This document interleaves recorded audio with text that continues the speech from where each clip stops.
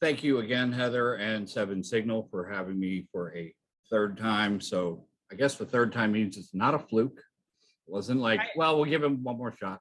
It is kind of annoying to have to change all my presentations to cut out all the filler in the beginning in the bio, because people can go and see that in the other ones. So I actually have to get creative to fill up all the time. It's not that I've ever had a problem talking. Like she said, cybersecurity expert, ethical hacker, former Marine. I was a linguist, spoke Japanese already, so that kind of helped. I wiretapped the United States Secret Service and the FBI like an idiot. Worked for a company as an advisor and consultant out of the UAE, helped found a conference in Saudi Arabia last year, which is now part of Black Hat, which is going to be a really interesting conference. I think it's in December and November of this year. And I do a lot of webinars, podcasts, anything with video. Well, not anything with video, most things with video. No one's paying me to take my clothes off, so thank God for that. I worked for John McAfee, Mark Cuban, number of interesting people, luckily. And now I'm here talking to you. So I have two children. And as a single parent of a 13-year-old and a 7-year-old, they present sort of different challenges.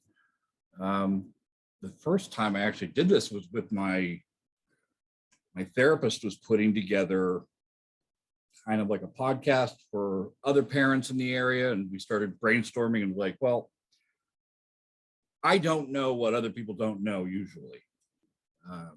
I've always assumed it's like, yeah, just go do the thing. And then realize, oh, no, this isn't common, or people haven't researched it as much. If you have a teenage boy versus a teenage girl versus, I guess, any of the other options, you might have different requirements. 7-year-olds versus 15-year-olds versus 21-year-olds, and privacy considerations. So we're going to talk a little bit today about the technology-based stuff that you can kind of consider your family almost like a hierarchy of a company or a small business. Someone needs to be in charge.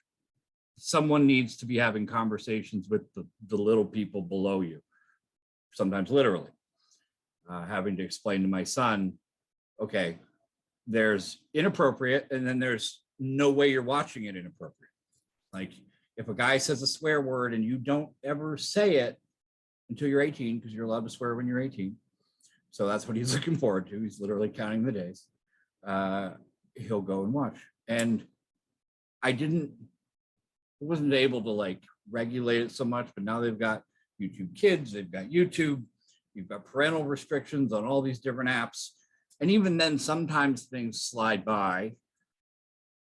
But because I'm willing to parent and I'm actually willing to sit and watch some of the videos with him and spend time with him. Funny, I like my kid.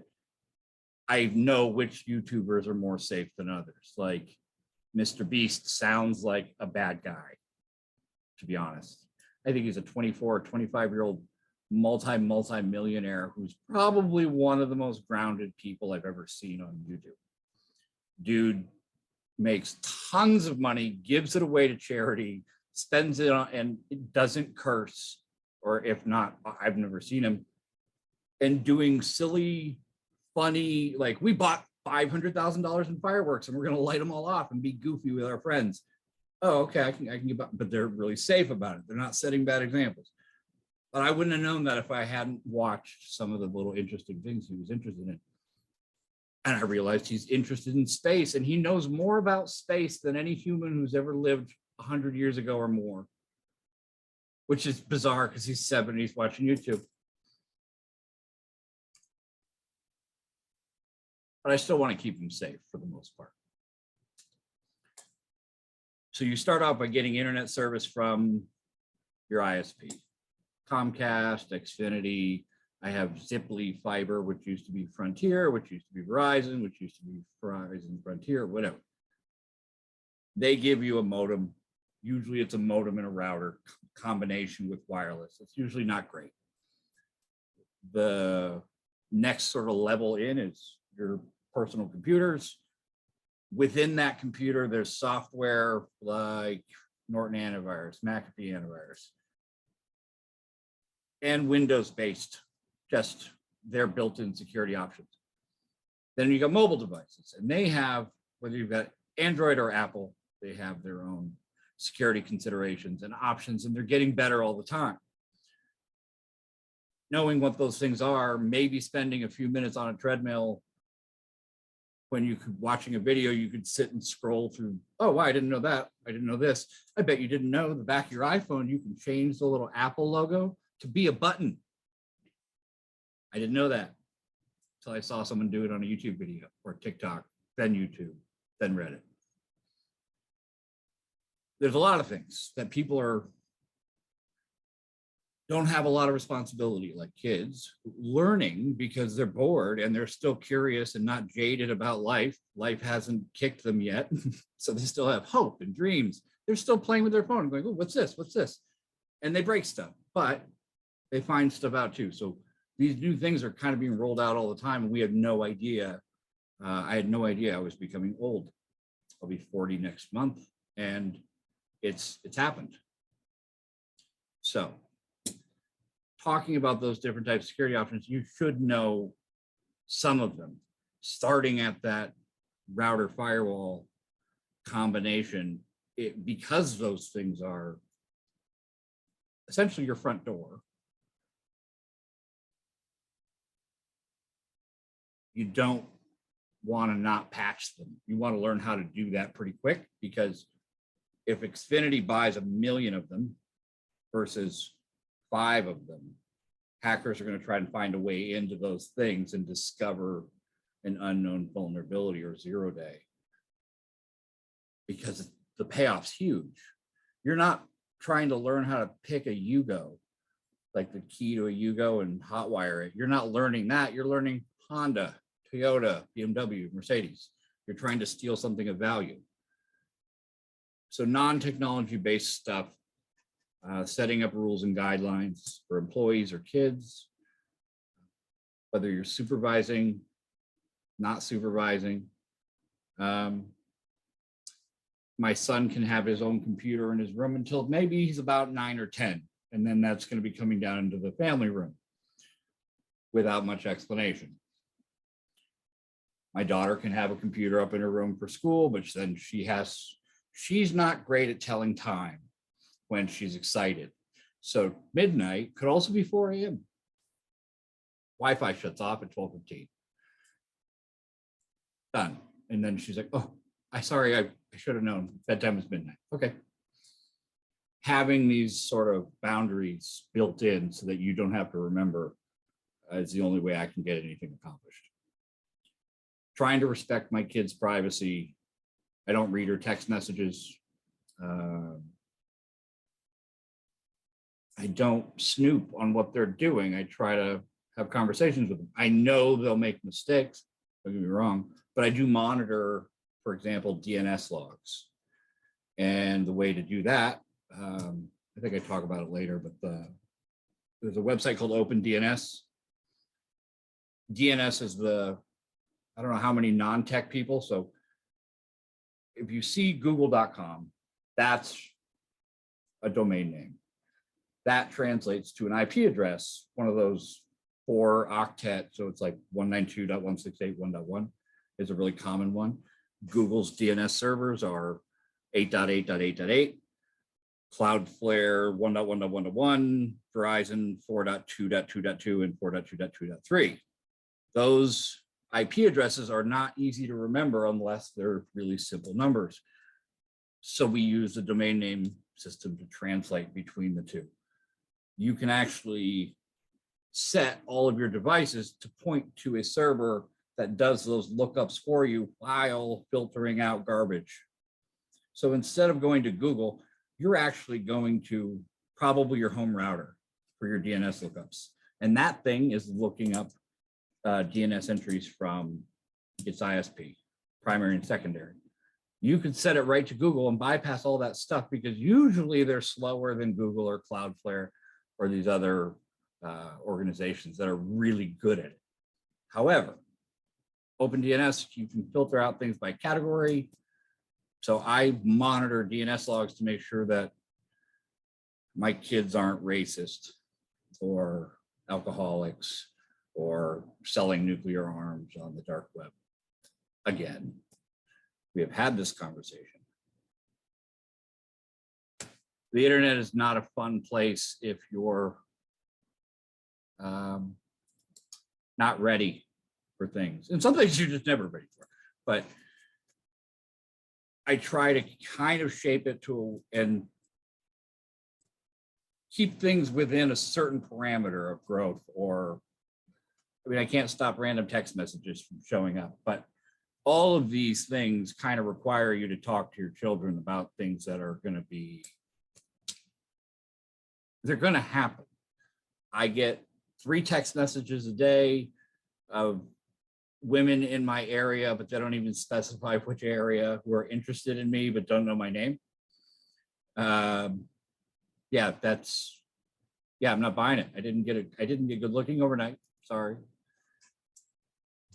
It's like all the cheerleaders on Facebook, all of a sudden from every NFL team suddenly sending me friend requests, like,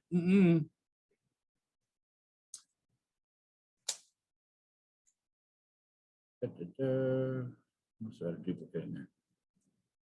Telling them what your kids is out there. You don't have to get too graphic depending on the age. I'm sure at some point they'll already have heard about the birds and the bees and whatnot. Identity theft. It's very difficult even for people like me. I got a text message not even 2 hours ago that said, hey, but the way the number was formatted, it was +1 area code number, and it didn't have any hyphens in it. And it's an iPhone. Usually it does. The way that that's sort of telling me is it's a weird VoIP provider or some digital provider that's throwing in the entire PSTN number with all the formatting. Nothing's been normalized. Nothing's been sort of consumer friendly. And that's normally how the cell networks work. So he's not texting me from a cell phone. He's texting me from a computer, or it's a bot. If you respond, they know you responded. That flags you in the system as, okay, that's a live number. And the person responds. So maybe they're gullible. I mean, yeah, but after that point, the thing that happens to me the most common is WhatsApp. It's on WhatsApp is people, and it's always women, saying, I need to make an appointment for my dog. Are you available today, doctor? I don't remember calling my vet a doctor ever. If you respond, they act like it was some weird mistake and that they don't have any friends. And then it's this long, drawn out, pointless conversation that leads to, oh, well, maybe you want to, spend some time together, hang out, click this link, sign up for my cam show or whatever it is. And I don't know what they're trying to do. My kids are sure as hell not going to know. Hey, someone's talking to me. The internet is a magical place of learning and connecting to people. No, it isn't. Sort of is, but not always. If you're on the internet, just as a rule, go get what you came for and then leave. Anything that's distracting you is not helping you. It's helping them. Cyberbullying can be a thing, especially for teens, especially when our brains aren't even fully formed. I think 25 is when our brains are fully mature. I've been told that men, it's 43. So I've got a couple of years to go. Yay, get to be an adult soon. Online predators, it's not fun, but it happens. To varying agendas. Stalkers, I've had a number of clients with varying problems with stalkers. A famous drummer were in a very, very, very famous band who had a girl place GPS in his car and in his pants pocket and in his phone because she was worried he wasn't going to call her back. And that happened. And so she started showing up everywhere. And he's sort of a dum-dum. And A, didn't call her and said he would. And B, didn't notice GPS trackers everywhere. So we had to get him all new stuff. Searching the G-Wagon for a GPS with a little handheld scanner. That was fun. And yeah. If they're not actually trying to convert the effort into a meet in person, steal your wallet, steal your car, steal your leg, whatever the thing is, kidney, it's phishing, it's malware, it's usually going for digital cryptocurrency, trying to get access to encryption keys, trying to get any sort of banking, converting into money quickly that they can walk away with. Ransomware is usually especially for consumers, it's one of the lesser risks because ransomware, even in corporate environments, is often to cover the tracks of everything else they did. And it's a scorched earth. You can't follow me. Now you have a whole big problem. We just, poured molasses inside of your company. Now you can't chase us.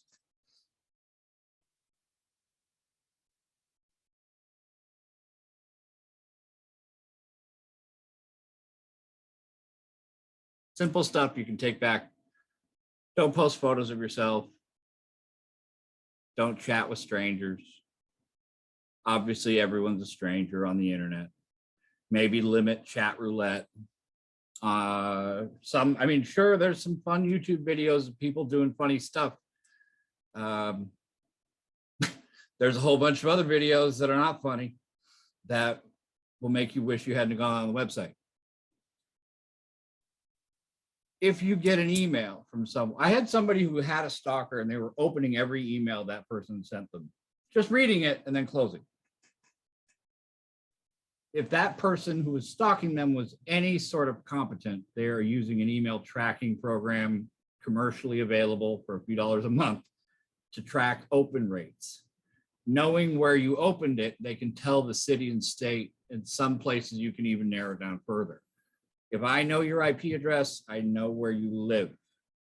Almost in a couple of minutes, I know within a mile. In 20 to 30 minutes safely, I know within 100 feet. Past that, I've lost interest. There's no reason I'm going to Ohio or wherever they're. It's like, it's another state, man. Stalk someone else.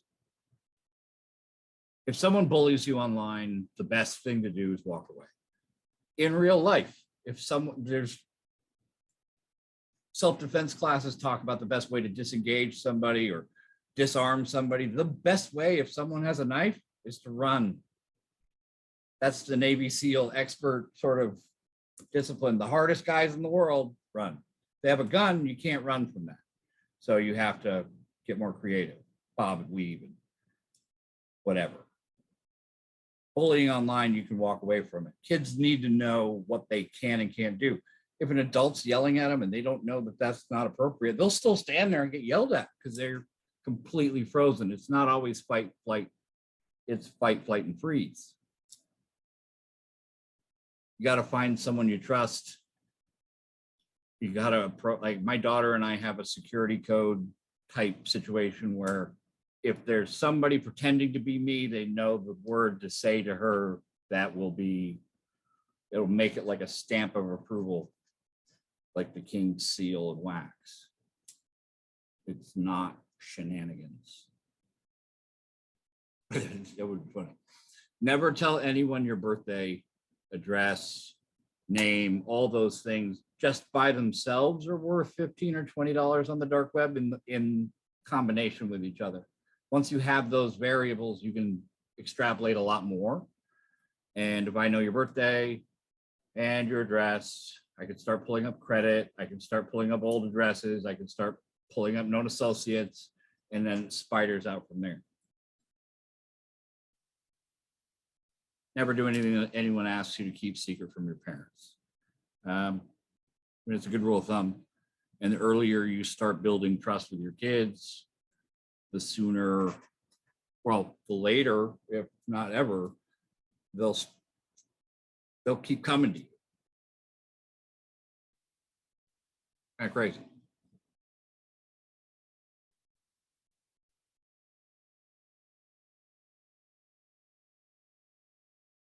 So to reinforce this idea, someone sends you a message. Recently for me, Facebook Instant Messenger. Because what I think, people will go and create a profile with the same name as a friend of yours, same picture, and they do this automated, so it's not like one guy sitting at a keyboard. But they send you a message saying, hey, how are you doing? That's like getting a message from Heather on Facebook Messenger. We're not connected, but hey, how are you doing? Okay, like that's not how anyone I know talks to me. That's a salesperson who just started. That's their first day trying to do online sales. Hello, sir. How are you today? Well, good. Oh, it's not 1950. That's wonderful. If they send you a message that's odd, if you've already opened it, close it. Don't click on anything else. The only time it's ever okay to click on links is if I'm telling you right now on a video call, I'm sending you a message right now. It'll have a link. Go to that link, download the thing. Because you're expecting it. It shows up exactly when I said it was going to. It's relevant, not worth the hassle of like, well, you got to put it on a SharePoint thing, and then it's got to be a central place. Anytime you get an email that you think might be legit or kind of dangerous, Amazon Prime, American Express, iCloud, emergency. There's a problem. Someone hacked into your account. Someone just renewed $500 on your Amex card. Non-refundable. You have 24 hours to stop the renewal. Click here or call this number. Who's calling people instead of clicking? No one. No one wants to sit on hold to speak to somebody after talking to the stupid automated attendant. Operator, attendant, zero. Like, and I don't know what it is. I just had the worst luck and I have no patience. But I'm not going to click the link either. Go to the website directly. Chances are they have their little alerts and messages. They all do. They all have a million things to tell you every day. You're a bank. How many notifications can you possibly need to send me? Apparently it's 9 a day. 9. The more urgent it is, the more skeptical you should be. If the offer feels too good to be true, you cannot win the lottery in a country you don't live in or buy tickets in or have ever been to. They don't do that. Free money still doesn't exist. Sorry, I wish it did. My very close mentor, friend, his in-laws spent $30,000 to $50,000 sending money to a courier in the UK for a lottery they won, but he needed money for plane tickets and stuff, and like there was this whole bunch of fees. That's just, and they're in their 60s. It's not like they were 90 and using a rotary phone. It was, people were still working. But those people didn't get this webinar or a bunch of other ones before from other people. This stuff needs to spread. We all need to know. There needs to be like a Dateline thing, because immediately after the Dateline special and people were begging for change on the side of the freeway, it immediately turned into, oh no, they're just pretending to be homeless and then they're going to their nice cars and then they go to their houses. Like everyone seems to know that story. We got to do the same for this. People are offering you help you didn't ask for. The sender can't prove their identity. This happens a lot in online dating or dating adjacent things. You mean to tell me that you're getting blue messages back and forth on iPhone, which means iMessage, which means you're on a device that has a camera and you don't have video chat?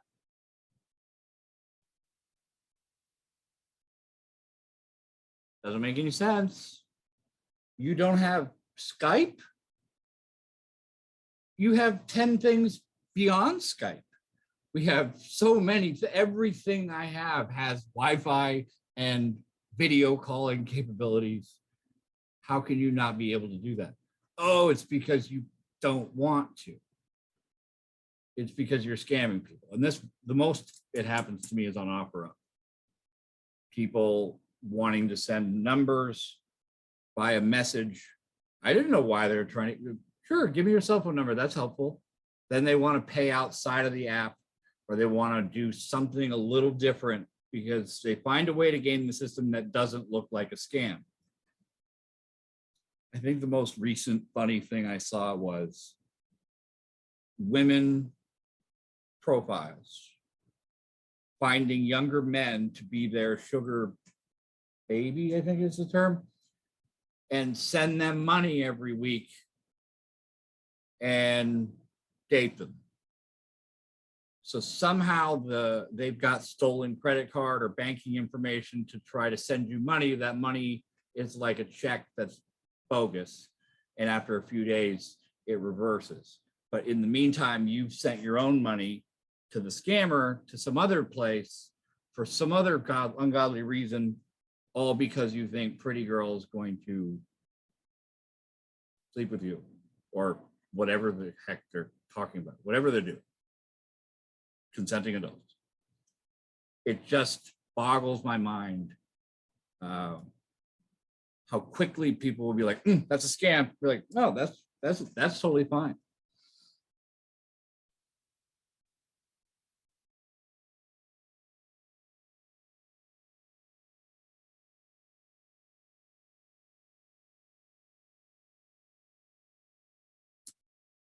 Password manager, if you don't have one installed and you were on one of my last webinars, I am disappointed. Two-factor auth, you turn it on everything. If you don't have it on, you don't like it. It's like what my dentist said, only floss the teeth you want to keep. Yeah. I think it's easier to quit smoking than it is to start flossing. Just FYI. Back up all of your stuff to a portable hard. God, I have so many of this. Portable hard drive, and then probably a cloud service too. The way backup services usually say is 3 copies somewhere in rotation. That way, no matter what happens, you're probably covered. Cloud service goes down, it's too slow, you have a local copy. Whatever, make it as automated as possible. If you have questions, my contact information is at the end. When you get me an email, I will, and send me a question, I'll send you a link. The PC user for a kid at home, if he's got an actual PC, shouldn't be allowed to install crap. The parent should be installing the programs for the kid. Even if that means my son wakes me up from a nap to get a new app on his iPad. He knows that I will not be mad at him if he asks me once during a nap. 5 times, he'll get in trouble. That's too many games. But I have to put in my thumbprint and some magic number he thinks I have to type in, because he'll get quickly wise and just push my thumb onto the iPad without waking me up. I'm waiting for that day. So use a non-administrator user. For all of your users in a company, including the administrators, and then also give the administrators an admin user that they can approve stuff, but you don't sit in that admin user, because the way malware is designed is it just sort of does what it wants and it doesn't really notify you. It's not like the Vikings showing up and burning everything to the ground and having the courtesy to be yelling and screaming. The viruses don't tell you what they're doing, and they just do their thing and then it's over. Update your stuff on a schedule, put an entry into your calendar once a quarter, once a month. Execute little checklist. Takes a few minutes. You can do it while you're watching TV or on the treadmill or sitting at a Starbucks line, whatever it is you do. Parental controls are a godsend if you learn how to use them. Period. I haven't lost one of my kids yet. Not even once. And I have tried. Again, date of birth, address, full name, social security number, credit card information, even if it looks legit. Find an adult. If you're an adult, find somebody more successful or your boss. Find a way to get the monkey off your back, pass the buck, make somebody else make a decision. Don't just, yeah, I'm going to go do this. I'm sure it'll be fun. Get what you came for, then go home. Go to Netflix, then leave. Don't go browsing Pinterest and then end up thousands of miles away because you have no idea what you're doing, and all the banners, and they're designed to take your attention. They're designed to sell you something you don't want. If you wanted it, you'd know about it. Kids especially, don't prove anything. You don't have to prove who you are. You don't have nothing. Cyberbullying, same thing. Oh yeah, your dad doesn't have a gun safe in his bedroom. People figured out how to use or get someone's fingerprint off of a high-res photograph of prime minister, I think it was, either Germany or something else. High-res photographs. So imagine what people can do with, oh, take a picture of your dad's dresser. That's really awesome. Really what they're trying to do is get a picture of the key that they can then 3D render and then make a key cut out of it. Locksmiths can do it. They do it all the time for people who lock their keys in their car, and they'll like, oh, okay, that's like, all right, hold on. And they go and make a key at their truck and walk over it, and it works. People are good at stuff unexpectedly. Google yourself. Your name, full name, city, state you live in. Try looking up your phone number, looking up your address, looking up your name plus sucks or scam or, you know, whatever thing you might think you might have to worry about. Nude photos, clothed photos, whatever. I mean, if you're a nude model, you don't want clothed photos ruining everything. Don't leave your device unattended. Simple. My kids leave everything unattended all the time. They've never thrown anything away. They've never put a cup back in the sink. Everything's unattended. Use only Wi-Fi you know is safe, like the one in your house. I should be preaching to the choir with a wireless security company, but I don't use wireless that I didn't set up and build myself unless I have to. I usually use my cell phone as a hotspot for my laptop, and that's about it.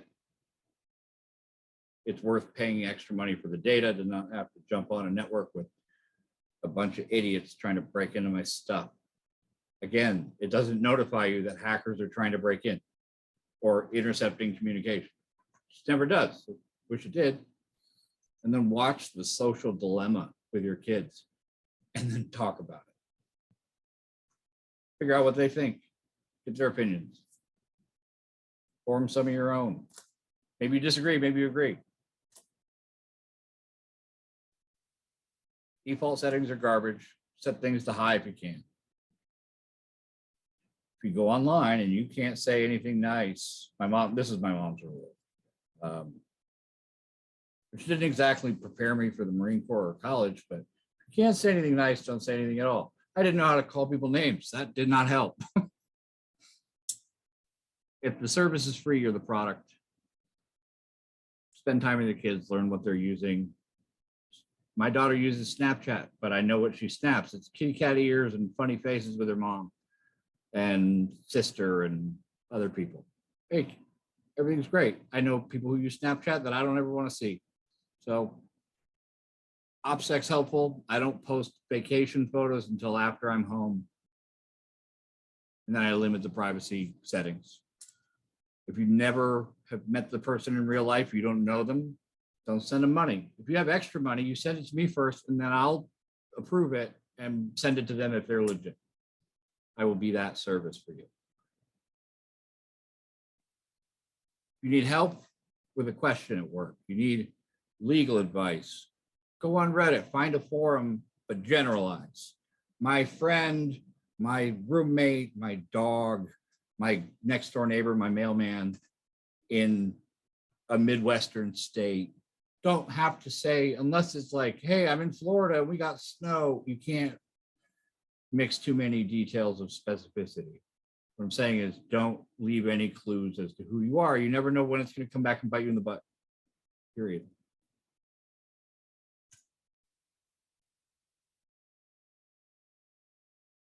Helpful links.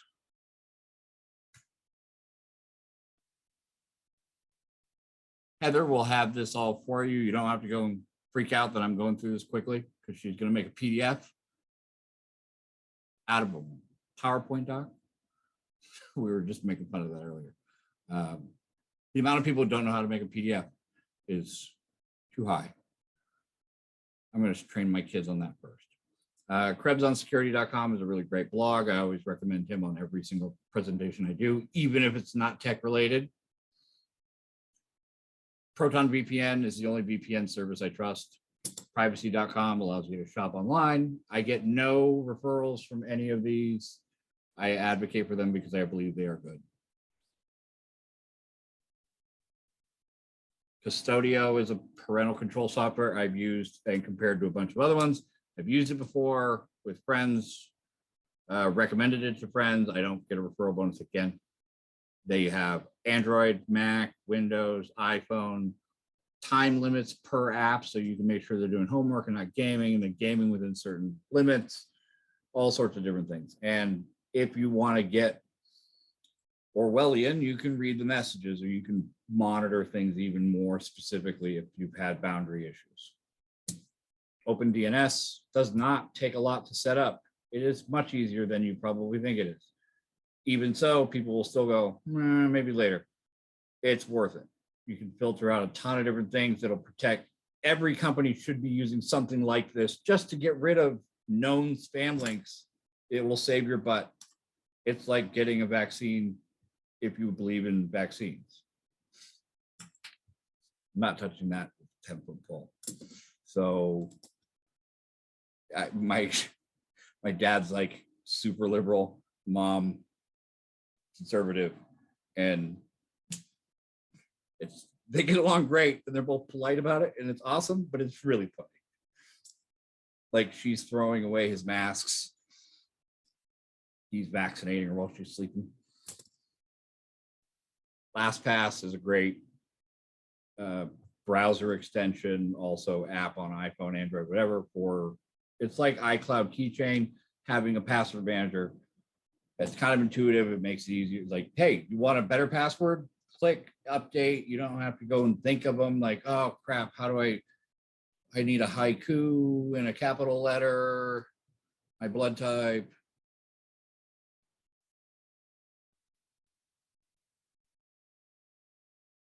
Ta-da. Look at that. Beautiful. Oh, I have so many thoughts.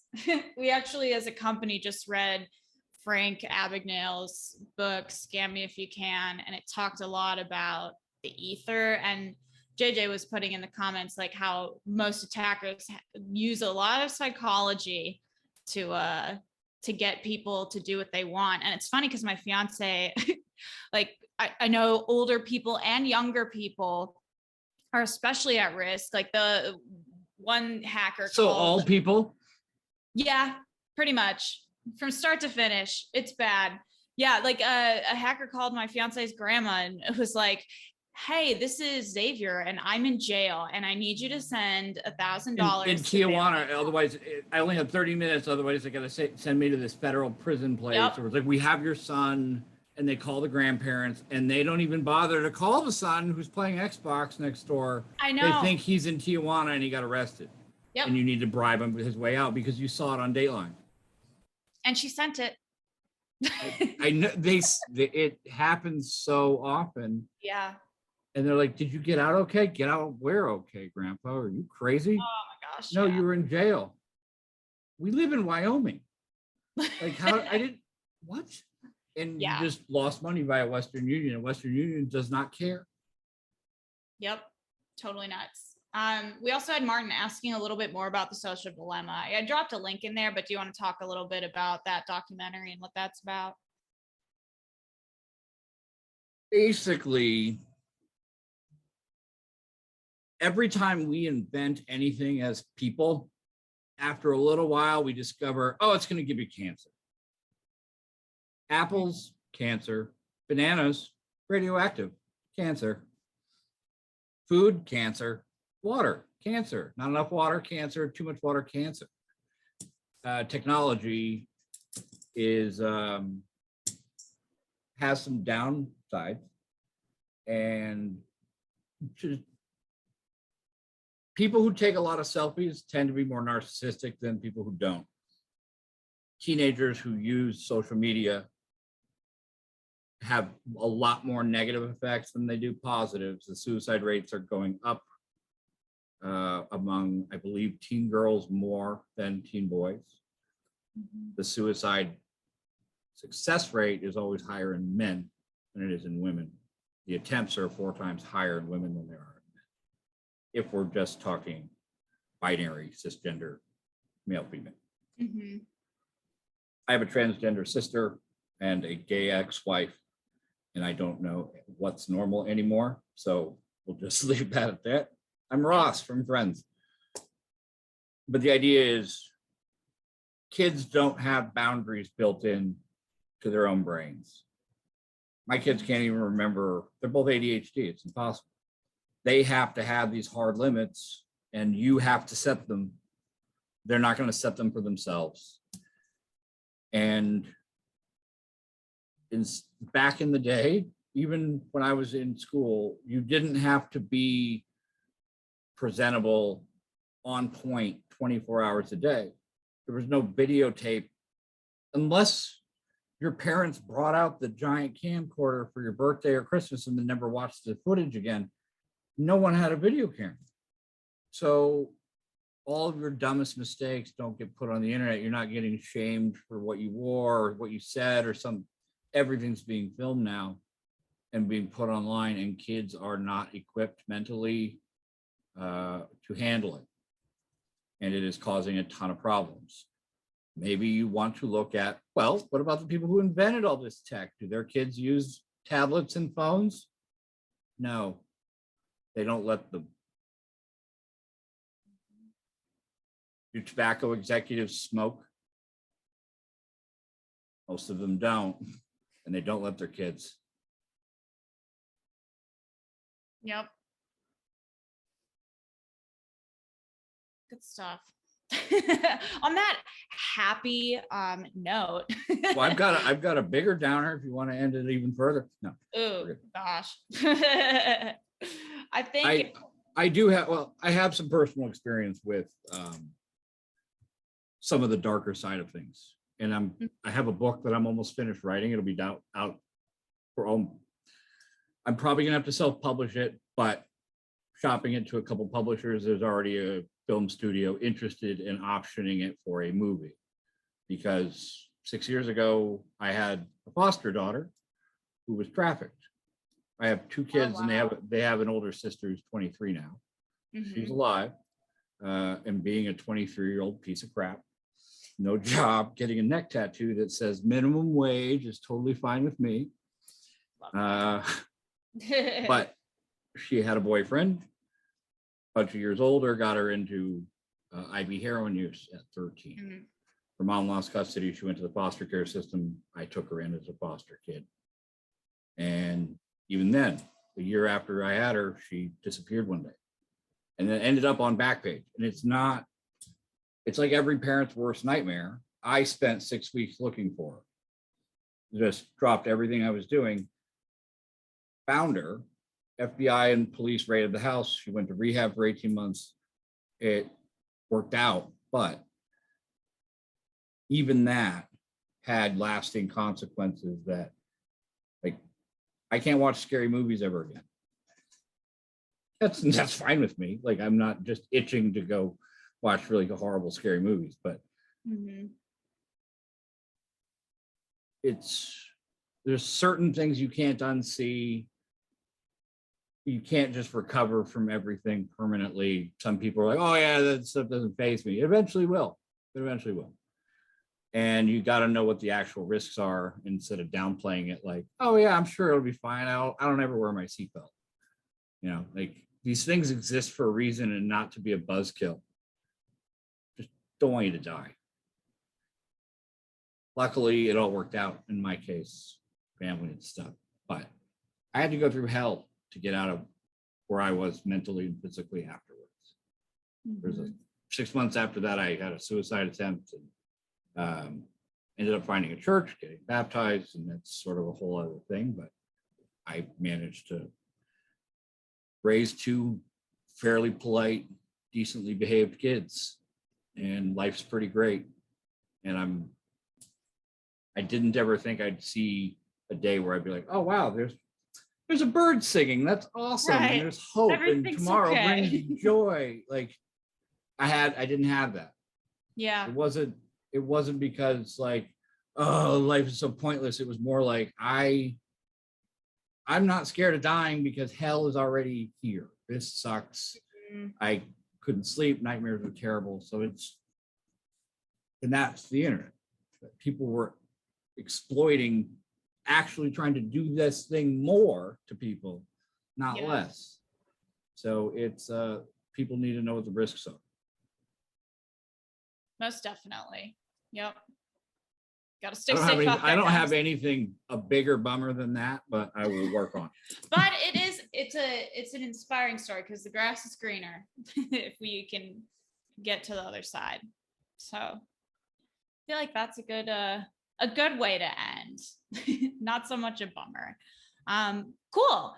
Well, if you have any other questions, guys, feel free to reach out after this session. But I think that's a really good one. Thanks so much, Bryan, again, for coming back and My lighting pleasure. the pathway to security.